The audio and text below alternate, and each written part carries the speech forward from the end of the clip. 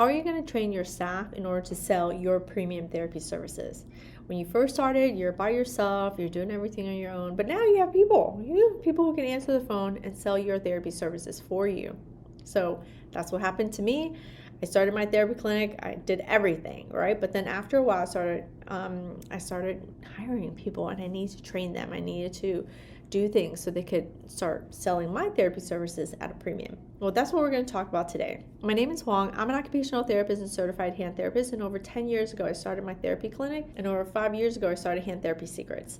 So what did I do in order to train my staff?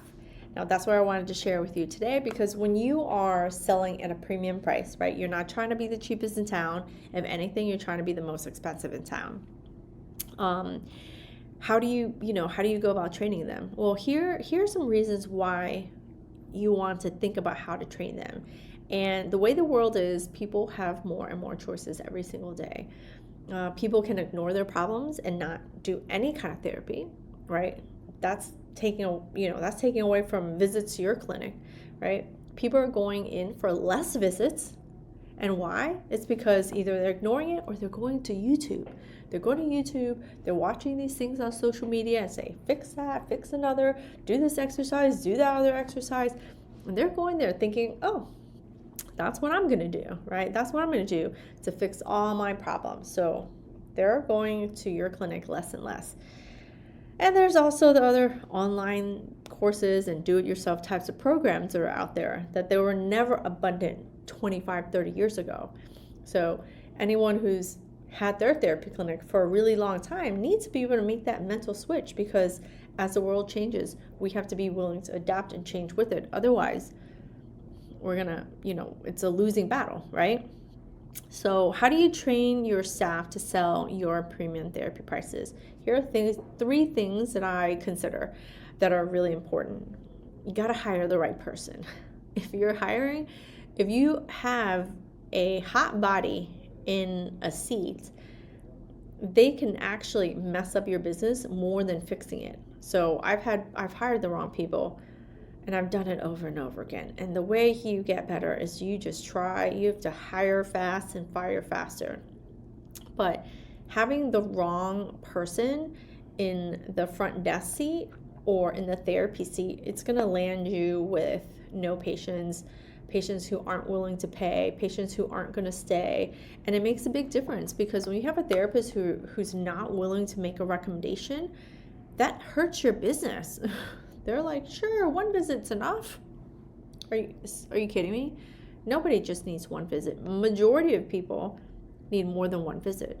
If you have a front desk person who's not doing, who's not following the processes that you have set up, that could totally ruin your business. That could harm how you're able to sell. I had a patient who really needed a ton of therapy, and he was willing to pay. He just needed a payment plan. And then she just was deciding like, oh, you can't pay it? You don't have to make that payment. Let me put that shit on hold for you. She almost lost me $3,000. And then on top of that, when all payments came due, we couldn't get him to agree to buy more because he had just so much owed.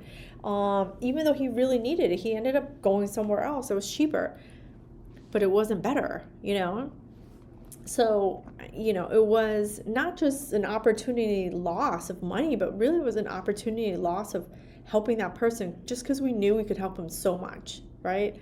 So hiring the right person is what's going to help you to be able to sell your therapy services at a premium price. If you are trying to be the cheapest, then you don't care about that, right? So I have a therapy acquaintance, and she's not high premium at all. If anything, she's the cheapest. She's low insurance, high volume. She's a high volume game, right? Absolutely nothing wrong with it. But one of my patients went to her and to her clinic, and the customer service there was so terrible. He actually told me stories about it. The front desk answering the calls or not answering the calls a certain way, that's a problem. In a premium therapy clinic, you have to really think about that customer service, right? So hiring the right person, helps to be able to provide that customer service. You can't hire the right person and not train them. So number 2 is you've got to block time out to train them. So I have 2 types of trainings. I have regular training of systems and processes and stuff like that. And then my other one is role playing. So you've got to go over phone calls, you've got to role play. Someone's got to sit in front and they're got to pretend, right? Oh, if I answer, if I say this and you say that, like you've got to pretend and you've got to practice, because practice is progress. Practice will allow them to answer the phone calls better. Even just practicing with my front desk now, because she's new, we get all types of questions. They're looking for an occupational therapist. Sometimes they call and they're like, oh, my kid is like 6 months old and he's not doing this and that and the other. We don't do that. We'll help kids with hand and arm problems, but I'm not seeing kids that have developmental delays. I'm not seeing kids that are on the spectrum of any kind.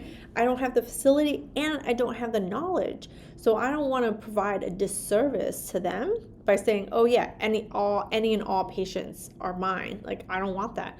So she has to know how to address those types of calls and say, hey, here are some recommendations. I actually wish I knew more therapy clinics in my area that were pediatric that I could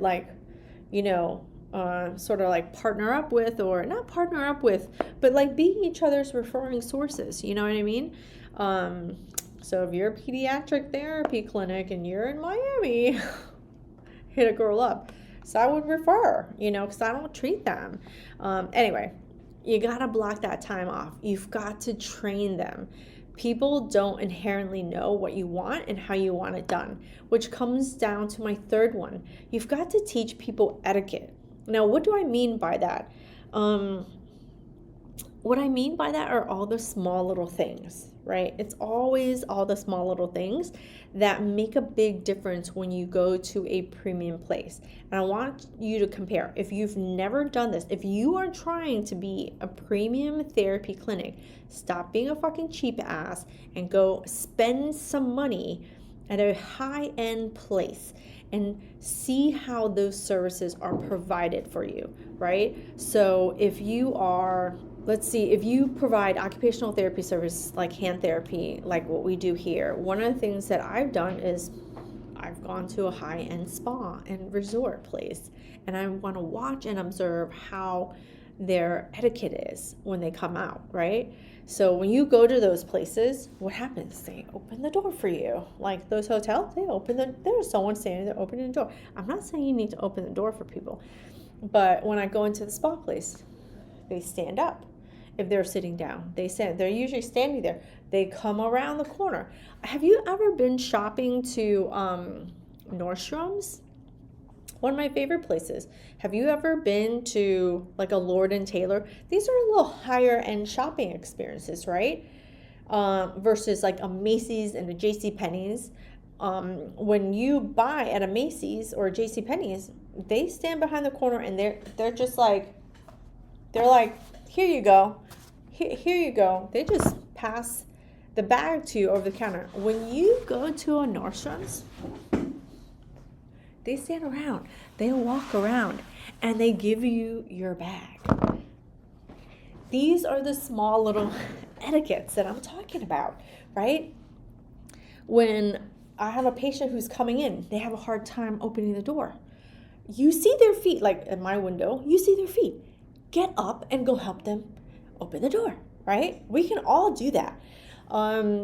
Things like when they come in, and it's their first time, you don't know them, they don't know you, you stand up, hey there, hi so-and-so, my name is so, are you so-and-so?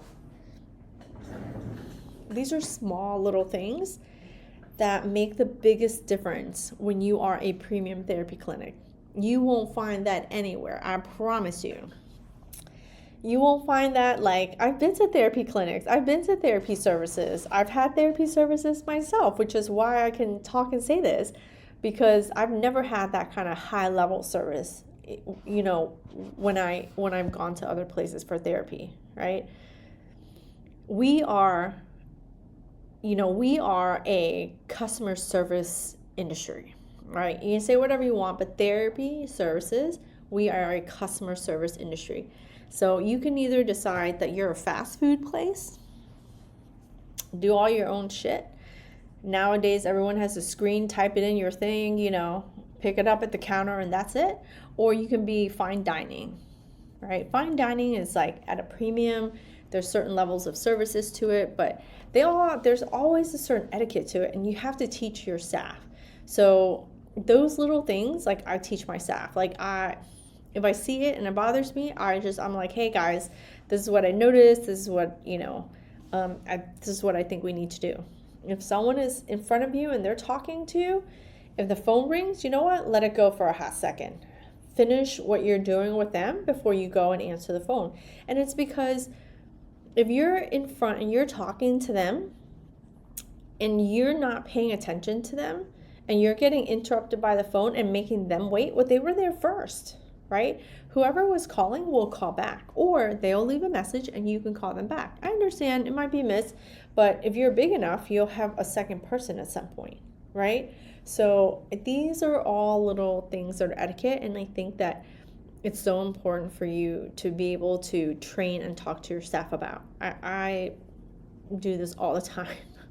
My staff probably think I'm crazy, but you know what? It provides for a really great experience for my patients, because my patients, my staff are really important, but keeping them happy helps my patients stay happy. So if I train them on the things that I like and things that I want, they'll be able to provide it for my patients. But that extra level of customer service, so important.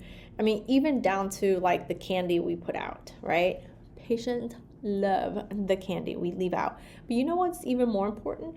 When they like particular candies, my staff will pay attention and they'll be like, oh, they'll leave specific candy for them that they know they like. Oh, I brought this one for you because I saved this one for you because I know that that's your favorite, right?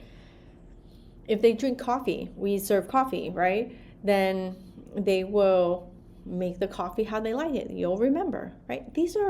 They're so small, they're so simple, but it's what makes the biggest difference when you are trying to separate your services from everyone else, right? So how are you going to get people to buy your premium services? You've got to train your staff in order to sell at those premium services. And it starts with hiring the right person, training them correctly by blocking out the time, and then going over even the smallest details, especially of etiquette.